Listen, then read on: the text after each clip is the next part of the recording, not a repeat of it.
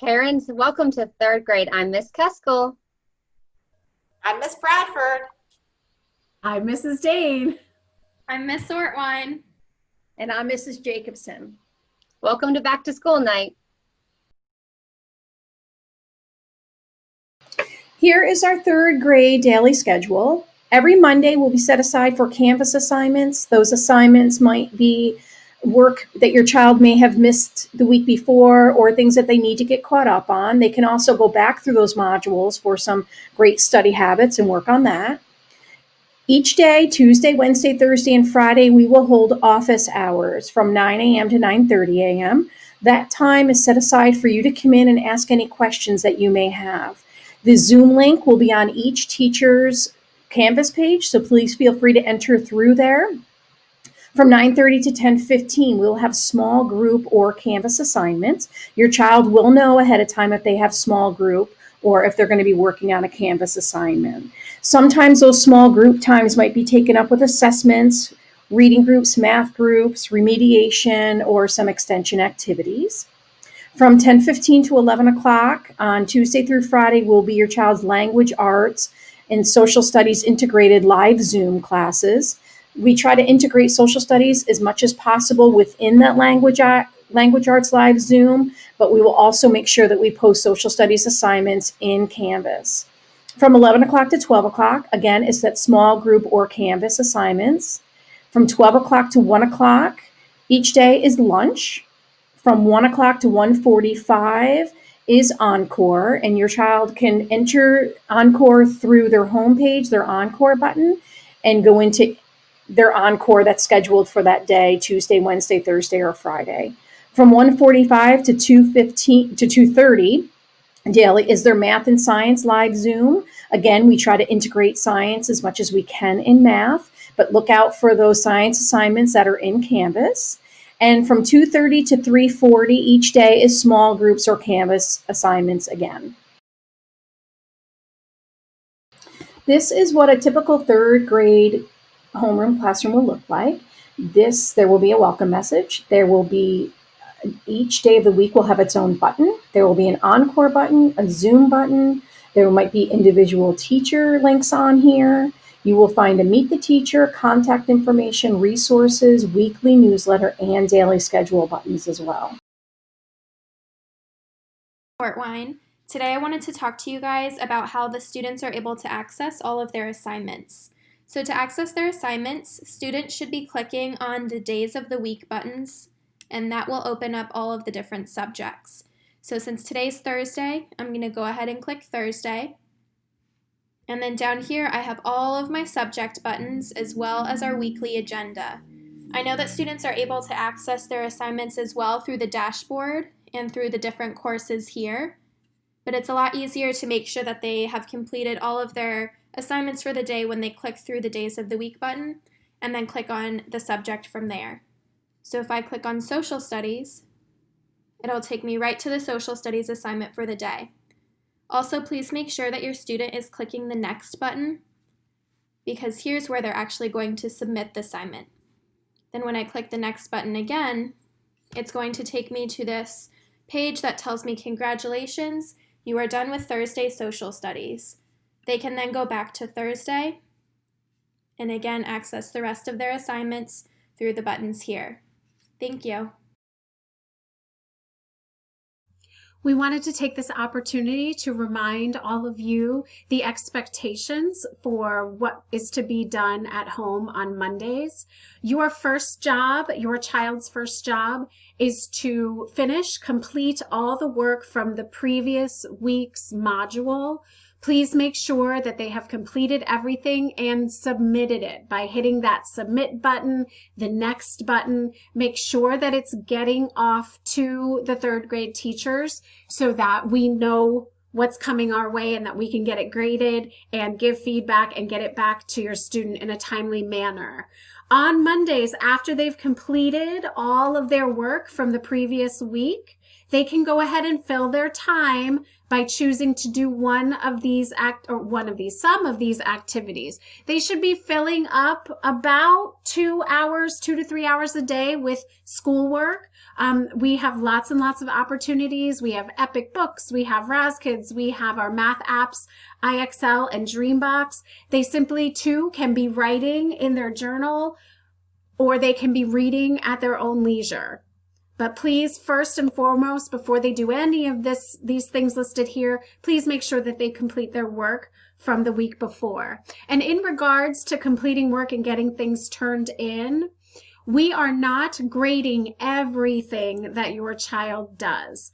We are grading about 1 to 2 pieces of work per week, per subject. So at the end of the quarter, you should see in parent view about 6 to 8 pieces of work that will have that we would have used to create your child's end of the quarter grade.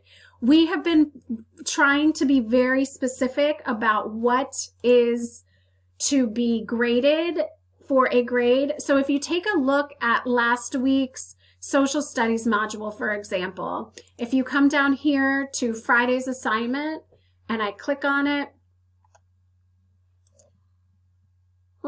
when it comes up, it should see, if it comes up, you should see somewhere within the assignment, please turn in, this is for a grade.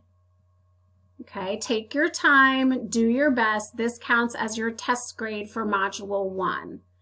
Okay, so this would be something, assessment, that we are going to collect from your child and then put it into parent view to qualify as one of their grades for the unit.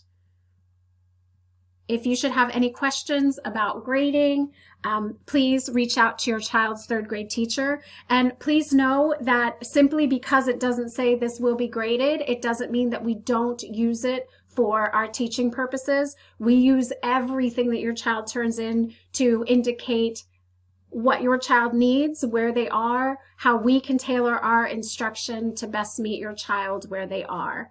Thank you so much for all that you all are doing to support in this effort at home. We know that it is a lot. We try and make it as easy as possible. And thank you so much for growing and going with us as we work on this whole idea of completing work and getting work assessed.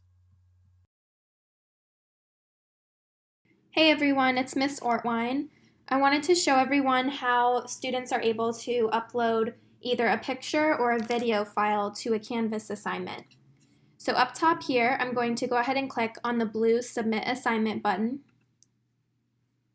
Then down here, all of these buttons will pop up.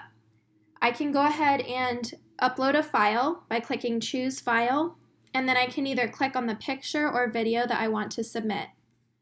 I can also click Media, and when I click Record/Upload Media, a box will pop up and I'm able to record my video directly in Canvas. Another option for the students is to click Studio, and down here they're able to add videos to their Canvas Studio library. Another option is to click this More button on the far right, and here the students can click Office 365 if they have previously uploaded a photo or a video to their Office 365 account. This is the account that they have their school email through, and so if they wanted to upload any documents to their Office 365 account, they can go ahead and connect this to Canvas and just upload the documents directly into Canvas.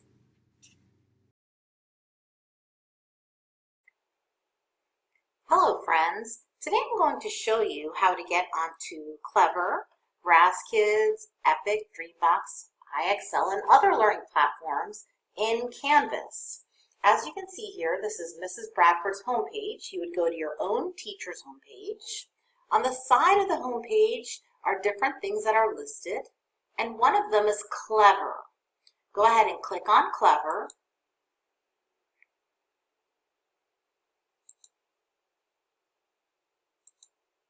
Tells you to log in with Office 365, which you will do. And here are all of the learning platforms that are available to you. For example, Here's Dreambox. You can also get on IXL. You would log in at the top with your username and password, which should both be your student number.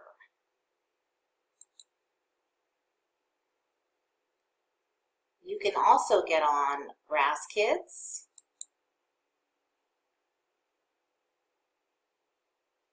Which should take you straight to your class. When you click on your name, it'll ask you for a password, and that will also be your student number. On the side over here is Epic. If you click on it, it'll ask you for the code, or if you have logged in before, it'll already have the code available, and you click on it. You scroll down until you find your name, and then it should take you straight into Epic where you can choose different books. For example, all kinds of books to choose from. So you can do this all through your Canvas homepage by clicking on Clever, and it leads you to everything that you need. Thank you and have a good day.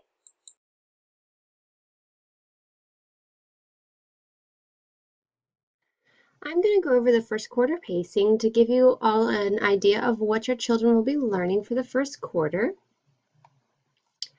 In reading, we've already talked about character setting, narrator, and reading comprehension question strategies. And so we're going to continue with making connections, looking at characters and analyzing and comparing them more, identifying the conflict and resolution, as well as looking at sequencing of events. And we're going to look at the personal narrative and historical fiction genres of fiction as we go through these different concepts. In writing, we've talked about the 4 types of sentences and what is a complete sentence. And then we're going to look at nouns, verbs, adjectives, and articles and being able to identify and use them in sentences, which will bring us to the end of our unit, which will be about paragraph writing. So giving the students different prompts, being able to go through the whole writing process of brainstorm, rough draft, edit, final draft, and moving from one paragraph into multiple paragraphs on a topic through the writing process.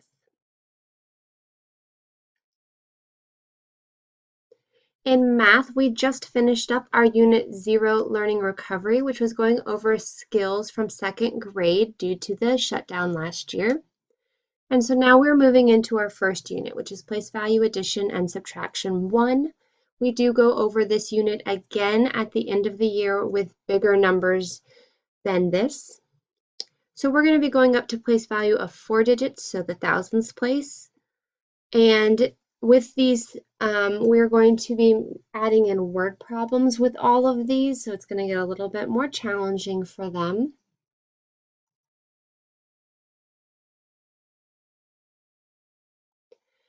In social studies, we just finished up our civics good citizenship unit, and we're moving into our first science unit, matter interactions. And we'll also be covering geography and map skills in social studies and force and simple machines before the end of the quarter. So those are the exciting things that our 3rd graders will be learning in the first quarter.